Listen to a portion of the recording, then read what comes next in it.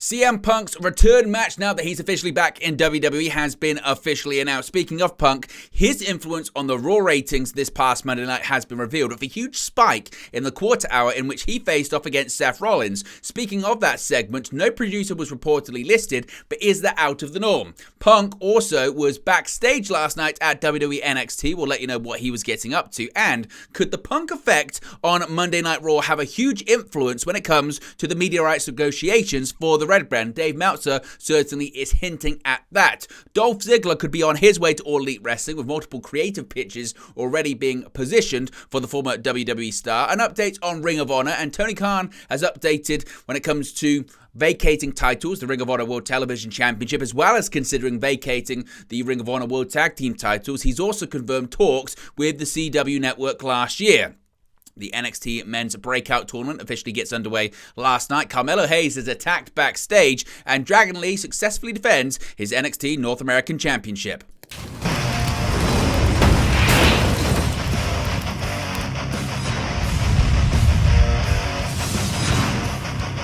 Hey guys, welcome back to Wrestling News 365. Hope everyone is doing very well. As always, there are plenty of news stories to get into in the world of professional wrestling. Let's start off talking about CM Punk. His return to a WWE ring has now been confirmed, and despite his entry into the Men's Royal Rumble in 2024, we're not going to have to wait till next year for CM Punk to return to action inside the squared circle. CM Punk will be part of his first WWE match in almost a decade in the company's spiritual home of Madison Square Garden.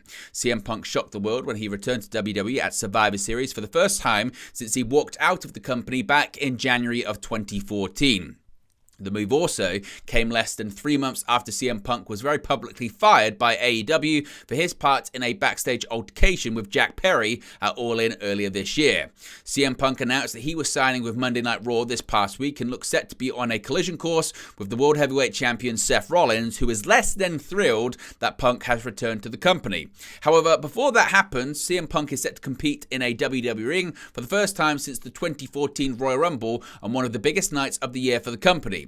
Every holiday season, WWE returns to its spiritual home of Madison Square Garden in New York City for a huge live show. Now, the MSG social media account has announced that CM Punk's first match back in WWE will take place in the arena as he faces Dirty Dominic Mysterio on December 26. Now, CM Punk has also been confirmed for a live event at the Kia Forum in Los Angeles, California on December 30th, where he will also take on Mysterio. The last time Punk competed in that venue was in June of 2022, when he teamed with FTR to defeat Max Caster and the Gun Club in AEW. Now, when it comes to CM Punk's return to the company, it's already proving dividends as well, because the merchandising figures for CM Punk the day of his return at Survivor Series in Chicago have been revealed. Of course, Punk made his return to WWE almost after 10 years away at the end of Survivor Series at the Allstate Arena on November 25th. And per PW Insider via WrestlingNews.co, Punk's merchandise sales the day of his major return to the company were said to be in the six figures. WWE has already released multiple new CM Punk items on WWE Shop, including his return t-shirt and a new Hell Froze Over shirt as well. So reportedly already, his merchandise just on day one was in the six-figure range. Now, as we spoke about, this segment on Raw on Monday that's already got the world talking is the face-off between the World Heavyweight Champion Seth Rollins and CM Punk. And we have the ratings for the show in question, but also the ratings for the segment itself. Now, up to this point in his return to WWE, CM Punk has proven to be a big move in the ratings, with his first Raw and SmackDown appearances drawing some of the highest numbers this year. Unfortunately, the streak of strong ratings hit a little bit of a hitch on Monday as Punk, WWE and Raw came up against a powerful force in the form of not one but two Monday Night Football games. WrestleNomics reports that Monday's Raw drew 1.466 million total viewers and a 0.46 in the ever so important 18 to 49 demographic. Now, while not representing a massive dip, both numbers were down from last week, with total viewership falling 4% from last week's 1.533 million, while the 18 to 49 demo slid down 6% from a 0.49. The numbers reflect more of the status quo for Raw over the past month, after Punk's return to Raw drew a staggering 1.884 million and a 0.65 in the 18 to 49 demographic 2 weeks ago. While Raw has faced strong competition from Monday Night Football all year, this past Monday represented the first time the Red Brand faced two NFL games since early September. The matchups drew a combined 18.7 million viewers, with ABC's Giants vs. Packers game drawing 11.4 million, while ESPN's Titans vs. Dolphins game drew 7.3 million. The doubleheader represents the final time Raw will have to face two Monday night games on the same night for the rest of the season.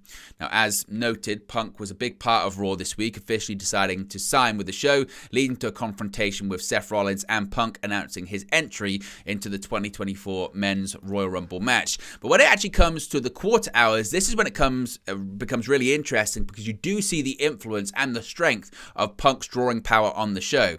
Now, as you can see right there, this is a graphic that comes courtesy of WrestleNomics. So largely the show followed the average pattern. The dotted line is kind of the last 90-day trend of what usually happens during Monday Night Raw. So usually you see it start off relatively high. It can sometimes peak in the first hour of the show, but then it would sometimes trail off, maybe actually kick up a little bit in terms of total viewers in the overrun. But really you can see that in the final hour, the third hour, is when things do start to dip off, and maybe you'll get a little bit of an uptick as the overrun kicks in.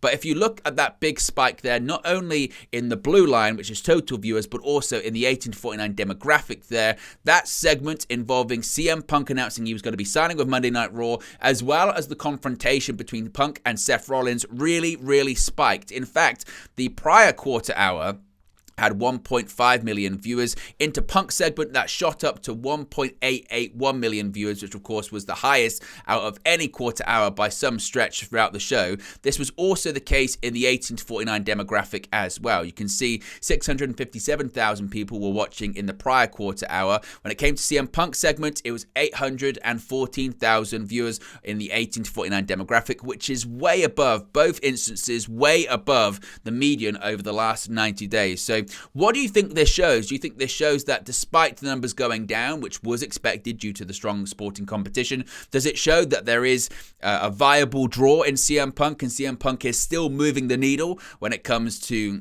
people wanting to tune in to see what he's doing? What did you think of the ratings in general? Let me know your thoughts, as always, in the comments section below. Now, speaking of this segment involving Seth Rollins and CM Punk this past Monday night on Raw, this was really interesting stuff, actually, because there's been a report talking about actually the producer and the lack thereof in this segment. Now, an interesting note regarding Seth Rollins and CM Punk's promo exchange from Raw on Monday.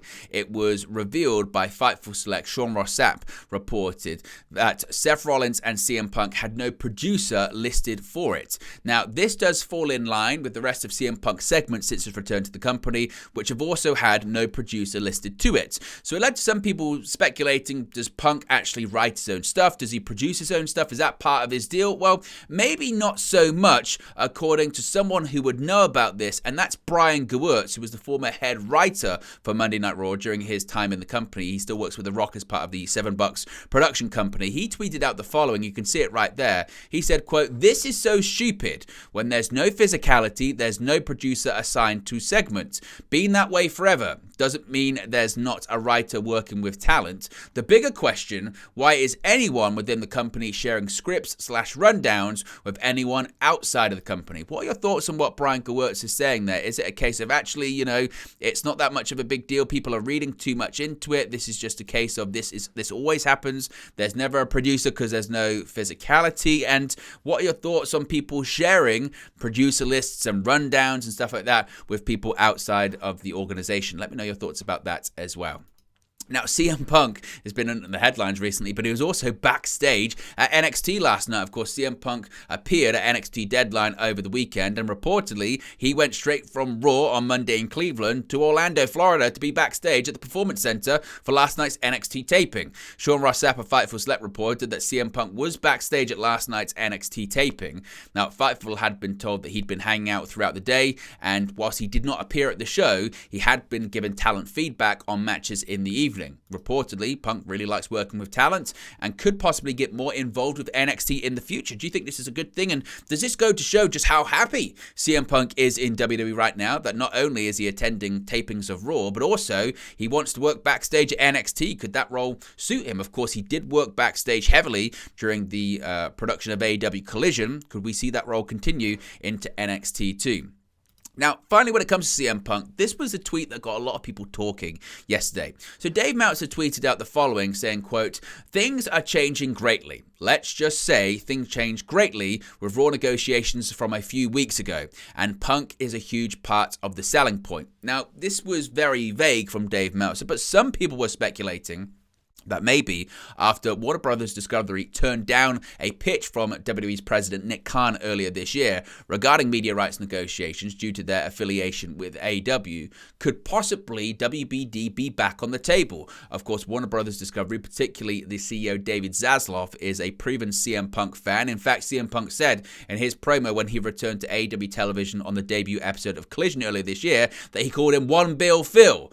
Kind of implying that if AEW was going to get a $1 billion television contract, it was going to be because of CM Punk's involvement. Of course, the network likes him so much, they built an entire show around him, that being AEW Collision. Now, could Dave Meltzer be referencing something else? Could other networks be interested? Could other networks, maybe USA Network, want to keep Monday Night Raw because CM Punk is back on it? Let me know your thoughts about this. Are you annoyed that it's purposely vague? Should Dave Meltzer, if he's got something to say, just say it? Should he come out and not hint at things? What do you think he's even talking about here? Let me know your thoughts, your predictions, your takes on it in the comments section below. Now let's talk about some AEW. Let's talk about Nick Nemeth, formerly known as Dolph Ziggler. He could soon be All Elite. There has seemingly been some interest from AEW in one of the recent WWE releases. Of course, on September 21st of this year, WWE released many talents, including Dolph Ziggler, Mustafa Ali, Shelton Benjamin, and much more. Since then, there has been speculation about where these talents will appear once they are free from their WWE no-compete clauses. Nick Nemeth, formerly known as Dolph Ziggler, recently announced that he will be competing on January 20th at the WWE WWC show in Puerto Rico. In addition to this, according to sources in AEW that come from Wrestle Purists, many within the company have been pushing for the signing of Nick Nemeth, and there have been multiple creative pitches made for him. One of the pitches includes him being one of CJ Perry's clients. Now, we've seen this in recent weeks where CJ Perry has been picking up clients. One is Andrade El Idolo, and it results in a feud with Miro. Possibly, we could see the two people who were linked together in WWE at one point, that being Lana and Dolph Ziggler. Now CJ Perry and Nick Nemeth can possibly link up once again in AEW. And the Wrestle Purists do state it's important to note that they have not been informed of any negotiations happening yet because he's still under a no-compete clause as part of his old WWE contract. No pen has been put to paper, but Wrestle Purists have only heard of creative pitches within AEW at this stage. Do you think it's likely that Nick Nemeth ends up in AEW? And if he does, would you be interested in seeing him link back up with CJ Perry, or would you like to see him do something completely different? Is that a bit of a dead end? Let me know your thoughts about that as well. Now, Tony Khan has opened up quite a bit about Ring of Honor. Of course, the final Battle pay-per-view is coming up this weekend. And one thing he's spoken about is possibly the reason behind Samoa Joe vacating the Ring of Honor World Television Championship. Now, on the November 8th edition of AEW Dynamite, Samoa Joe defeated Keith Lee to retain the Ring of Honor TV title. Following the win, Joe announced that he was officially relinquishing the Ring of Honor World Television Championship to fully focus on hunting down MJF and the AEW World title. During the ROH Final Battle media call, Tony Khan was asked about his decision to have Joe vacate the title instead of losing it in the ring. Khan stated he wanted Joe to be a focus for All Elite Wrestling, which has been the case since this decision. The AEW CEO also said it would have been a challenge to have Joe defend the ROH TV title and chase the AEW World Championship at the same time. The next Ring of Honor television champion will be determined in a six-way survival of the fittest match at this coming week's edition of a Final Battle, which is going to be taking place on December 15. Now, Tony Khan also said he was considering vacating another set of titles, that being the Ring of Honor World Tag Team titles. Now, of course, at AEW All In earlier this year, MJF and Adam Cole, known as Better Than You Baby, defeated Aussie Open to become the Ring of Honor World Tag Team Champions. However, since then, Adam Cole suffered a serious ankle injury that's kept him out of action since. Now, MJF has continued to defend the titles without his partner. First, he alone defeated the Righteous in a handicap match, and then he enlisted the help of Samoa Joe to defeat the Guns at Full Gear. But it seems that MJF's luck has run out following the news of his torn labrum and his hip injuries, as well as his impending AEW World title defense at World's End against Samoa Joe. During yesterday's Final Battle media call, Tony Khan was asked about the possibility of MJF vacating the Ring of Honor World Tag Team titles with Cole out injured. Now, Khan didn't give any indication that he intended on stripping Better Than You Baby of the gold, or if there would even be a Ring of Honor World Tag Team title match on the pay-per-view. So, as of right now. He said that possibly he could be considering it, but he hasn't made his mind up just yet. Tony Khan has also spoken about the reported talks between himself and the CW network when it comes to Ring of Honor television. Of course, earlier this year, WWE officially announced that NXT will be moving over to the CW network beginning in October of next year. The deal is set to be a 70% increase in media rights for the show, which is by far the highest increase in NXT media rights in the show's history. WWE, though, wasn't the only company in talks with the network, as both NWA and AEW were reported to be in discussions to sign media rights deals. Now, during the Ring of Honor Final Battle media call, AEW President Tony Khan was asked about the tape libraries of both AEW and Ring of Honor by Fightful Sean Ross Sapp. Sean Ross Sapp tweeted, quote, "Tony Khan tells me that he values AEW/Ring of Honor and the library being able to be shopped together. He says they had a lot of interested parties in ROH. He hasn't got into many detailed talks, but CW did visit with them last year. Khan didn't feel the timing was right." This report confirms the previous reports of House of Wrestling, who reported that a high-profile CW executive approached Khan about bringing ROH to the network. The original report stated that Khan believed that by waiting, he will have more options and leverage in the marketplace. On the meeting, House of Wrestling was told that Khan found the CW executive to be very pleasant and someone he enjoyed visiting with, but the timing to make the deal was simply not right. It remains to be seen where AEW and Ring of Honor will sign new media rights deals in 2024 at the time of this recording. So as of right now, no deals have been signed for either company. Let's talk about NXT last night. We got the men's breakout tournament commencing. Now, the brackets have been revealed for the NXT men's breakout tournament after the entire field was introduced in front of the crowd at the Performance Center in Orlando on Tuesday before the tournament kicked off on the show. The night's first tournament match saw Obafemi, a fan favourite in the tournament, defeat Miles Bourne. Moving forward, Riley Osborne faced off against Keanu Carver, which we'll talk about that in just a second, and Tavion Heights and Luca Crisfino will square off. Now, in addition to that, it was announced in a backstage segment by Ava that Lexis King will be replacing Trey Bearhill in the tournament to take on Dion Lennox after King came out of a steel chair and attacked the competitors. As of this recording, it's not been announced which match or matches will be taking place next week. Femi, who was signed to NXT in the inaugural NIL program, got a decisive victory over Bourne on Tuesday. The former track and field star used the skills he learned in the SEC in the ring to get the victory. He had been seen on NXT before, announcing his arrival by defeating Oro Mensah at NXT Spring Breaking in what would be his debut match. The winner of the tournament, of course, will get a shot to any championship of their choosing. Cody Rhodes had announced the return of the tournament earlier this year. Now, when it came to that Keanu Carver match, he actually lost his debut match against Riley Osborne, while Obafemi was successful in the first NXT men's breakout tournament match since 2021. Keanu Carver wasn't so lucky in the second tournament match of the night, as he lost to Riley Osborne. The match also had even more significance because this Tuesday's episode of NXT marked Carver's in-ring debut. Keanu Carver signed with WWE in June and is a former defensive tackle at Temple University. He was part of the WWE's Performance Center 2023 spring rookie class that also included Ezekiel Balogun, Alex Gray, Vlad Pavlenko, Hunter Smallback, Koi Wana, Tylin Register, and former WWE developmental wrestler Melody Brzezinski and Dion Lennox as well. But he was taken out by Lexis King. Now, I spoke about Lexis King being involved in it. Let me know your thoughts about all of that and who you think is going to win the tournament too. Let's move on. Speaking of attacks, Carmelo Hayes maybe possibly had a taste of his own medicine, perhaps, maybe, even though he's thrown accusations that it was Ilya Dragunov that attacked Trick Williams. But still, Carmelo Hayes suffered a backstage attack, and his big opportunity to enter the SmackDown United States Championship tournament was possibly in jeopardy. Fresh off this Saturday's NXT deadline, there was a backstage attack with potential future implications last night after being shown walking into the Performance Center triumphantly after both picked up victories at deadline. Trick Williams and Carmelo Hayes wouldn't be smiles for long. After a video package aired about the happenings at the Premium Live event, there was a development on Melo. With cameras running up to him, Carmelo Hayes was seated and clutching his left knee in agony. With Trick Williams asking who attacked Hayes, he referenced this Friday's SmackDown where Melo was set to get a big opportunity. Of course, Carmelo Hayes is set to face off against Grayson Waller on this Friday's episode of SmackDown in the first round of the United States Championship Tournament. The winner of the tournament will get a future title shot at current US champion Logan Paul. In a later backstage segment, it was announced that Hayes is still cleared for the tournament on SmackDown. However, looks like he could be going into it with an injury.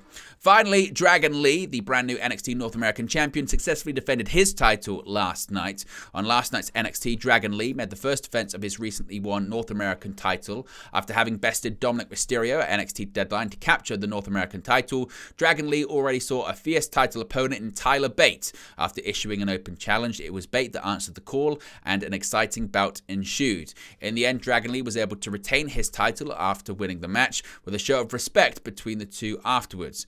Elsewhere on the show, Cora Jade made her return to NXT television in the opening segment of the night, where she was confronted by Lyra Valkyria, who herself was confronted by Blair Davenport, and then the return of Nikita Lyons as well. So certainly NXT is heating up. But there you go, guys. There's latest pro wrestling news for you. Be sure to smash a like on the like button. Be sure to subscribe, bottom right hand corner. As always, let me know your thoughts in the comment section below, and I'll speak to you again very, very soon.